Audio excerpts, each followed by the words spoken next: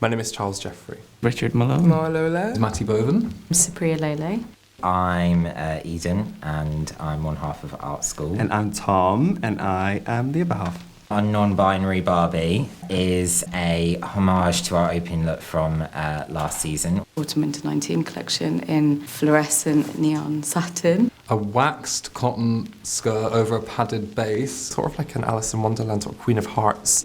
The fluffy and the nylon fabric are recycled eco-nils. I chose the acid green because I really wanted something that was shocking. I think the definition of queerness is, glamour is exploring the way that you present yourself. Desire has to be part of fashion. It's so ingrained in what it is. I think freedom is really important to me. It's important to respect the way people want to live their life. The sense of community is a really big value that we've had since the beginning. Our society works so much better when everyone is a lot more open. It's so important that people can actually have something that looks like themselves. I think it's good that there's more diverse bodies. What I sort of identify with, I wasn't really somebody who dressed a lot in traditional clothing.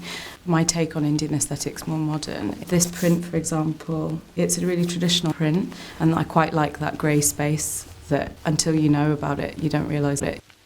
And because it's a Barbie, I do want it to be fun and something kids can actually look at. As a kid, I was a huge fan of Barbie, massive fan.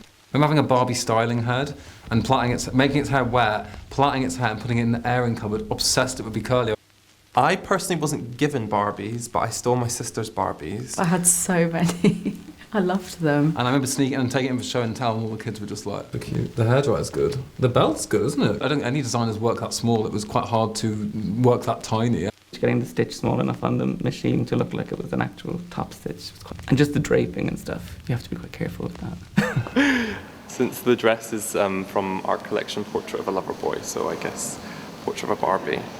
Or we could just call her Hen. The dress itself surprisingly took us a full week to do. We call this buckaroo styling. It's how much can you put on before it kicks off. From the age of about 13 onwards, I was always very interested in clothes, sort of express myself in quite a bold, front-facing way. It was a different kind of way of working. We thought to either scale it down, but then we just started from scratch. So we draped on the body and all of that kind of stuff.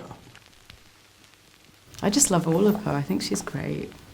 Almost couture for Barbie, but I wanted to have that kind of energy the clothes have.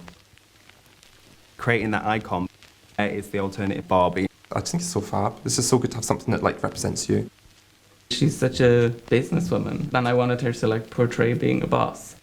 A Lola kind of superhero for the kids.